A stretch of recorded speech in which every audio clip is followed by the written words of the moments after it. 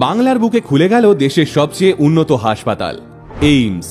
কেন্দ্রীয় সরকারের এই হাসপাতালে মাত্র একবার 10 টাকা খরচ করলেই তারপর 1 বছর চিকিৎসা হবে বিনামূল্যে।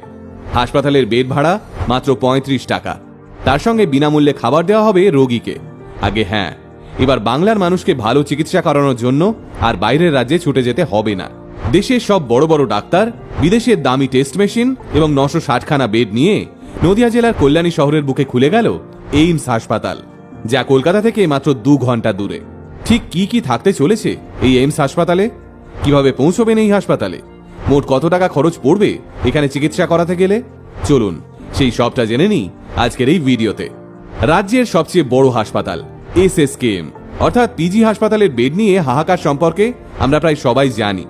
গত সপ্তাহে এখানে পুলিশের হাতে এমন কিছু দালাল ধরা পড়েছে যারা গরিব মানুষদের বেড বিক্রি করছিলেন 16 থেকে 35 হাজার টাকার বিনিময়ে।